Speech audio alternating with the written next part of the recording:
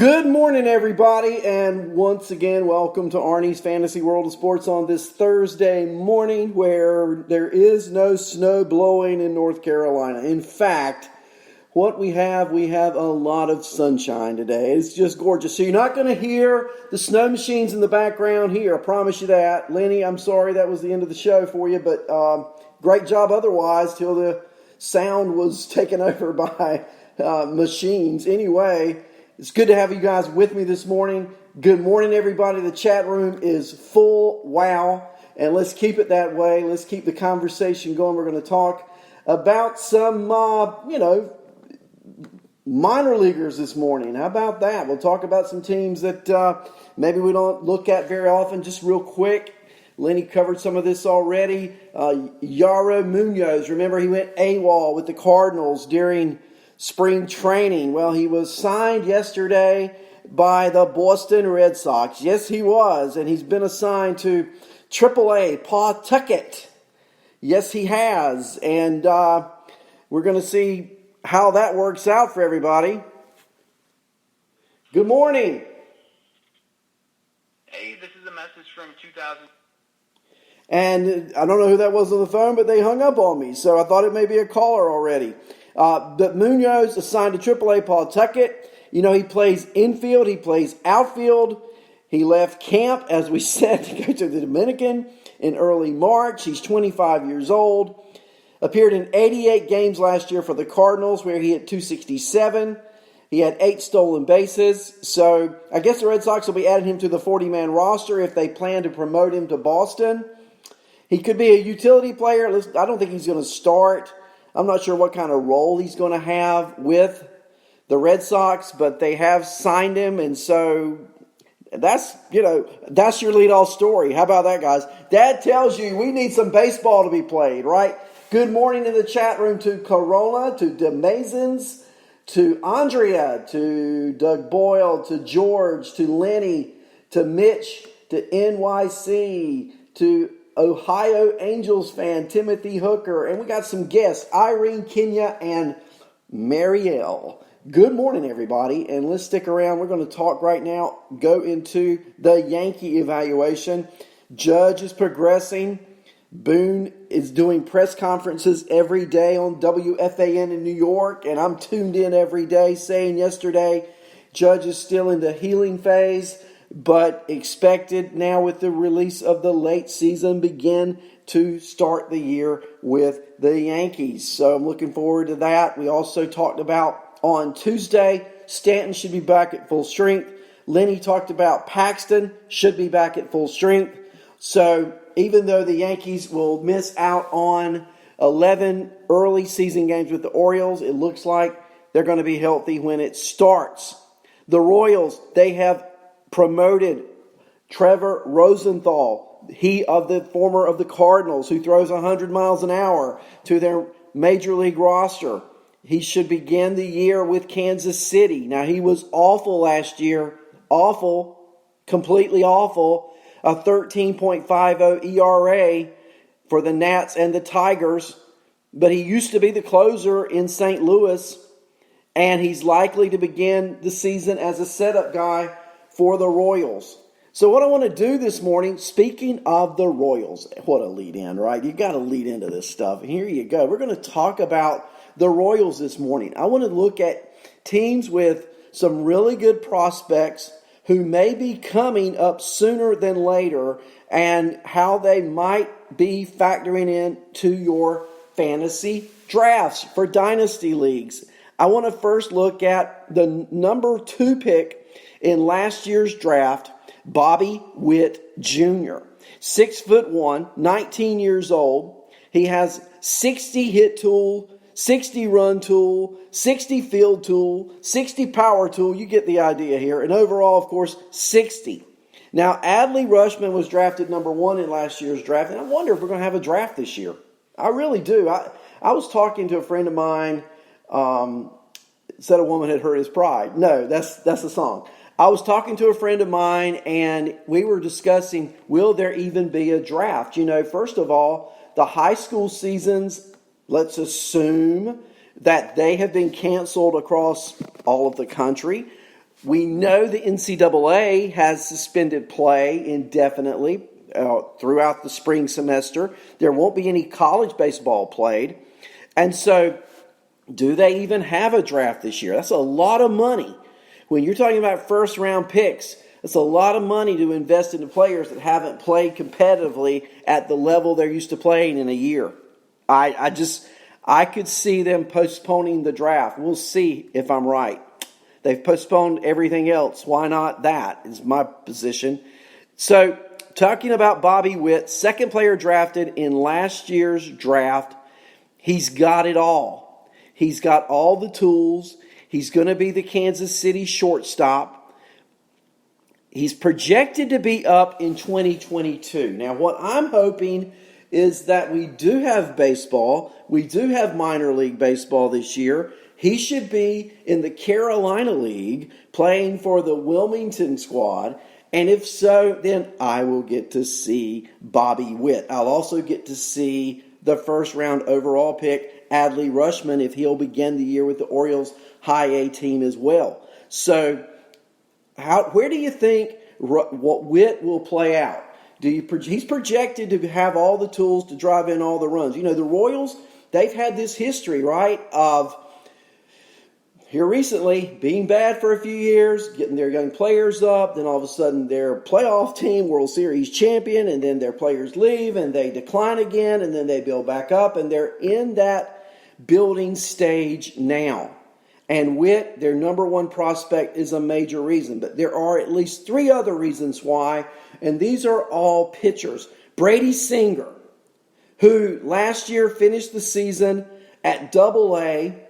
He was a second-round pick by Toronto out of high school in 2015, did not sign with the Blue Jays. He went to the University of Florida, had a really good career there. He led the Gators to a College World Series title as a sophomore. He was ranked number 2 among draft prospects in the 2018 draft, but fell to the mid-first round. The Royals got him at number 18. So I'm letting you know this kid has the pedigree. He has a sinker-slider combo, and I look for Singer, who had a 1.96 ERA, a 9.5 K per 9, and a .188 batting average against over his final 9 starts at Double-A, to possibly make it to Kansas City this year. Now, it all depends on when we start. We can't finish if we don't start, right? But Singer has all the tools and will be a number 1 starter for the Royals. Another key player, and I'm going to move on after this one, looking at the top 3 prospects for the Royals, Daniel Lynch, a left-handed pitcher. Now, Brady Singer's a right-hander. Lynch is a lefty. He played for Wilmington Blue Rocks last year in the Carolina League. I saw him pitch. Incredible arm. Throws hard. 60 rated fastball, 60 rated slider. And the Royals are rebuilding, and this was one of the 8 college pitchers they selected in the first 6 rounds of the 2018 draft. Their 4th overall prospect we're not going to talk about is Jackson Kowar, also in the Carolina League last year. But they took Daniel Lynch with the number 34 pick in the draft in 2018. He advanced to Wilmington. He had a few minor arm issues in early June. He was sidelined for about 6 weeks, but the layoff was apparently just what the doctor ordered for Lynch, because he came back in July, finished on a high note, went to the Arizona Fall League, and performed well there as well. He has a vast array of pitches, but the fastball slider is his main way to go. He is 23 years of age, and I look for Daniel Lynch and Brady Singer to be up next year. So if you have these guys on your dynasty team, Lynch may even make it this year. Being a left-hander, it would not surprise me. Again, I'm a little concerned about the slow start to the season. But Lynch, Singer, and Witt, studs. I'm telling you, studs for the Kansas City Royals. There's another team I want to move along to and talk about, and that's the Baltimore Orioles. I think they're doing the same thing. They are obviously tanked, They're horrible right now at the major league level, but they've got a slew of great prospects, and I want to talk about a few of those this morning. First, let's talk about, and I got three I want to talk about. I'm not going to talk about Montcastle because we know a lot about Montcastle. I got to mention Adley Rutschman just briefly. Okay, finished last year at Delmarva. Is poised, the 22-year-old, the first-round pick last year. He's poised to start the year at high A. He has it all. He is a generational, once-a-generation kind of catcher. Great framer of pitches, great defensively, great arm. But what we like about him most in fantasy is he's drawing comparisons to Joe Mauer. Okay?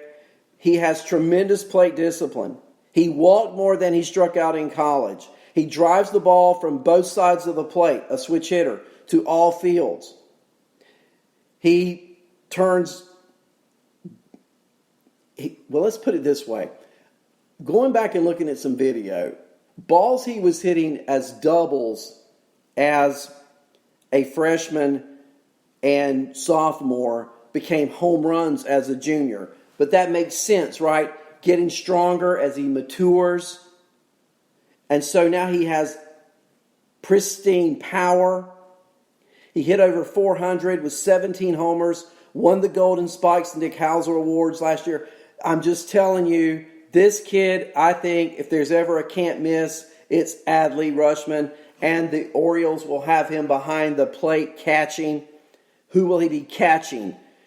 Let's talk about Grayson Rodriguez, who also finished the year last year at Delmarva, should start the year this year at high A ball. Boy, I get lucky. I get to watch these kids.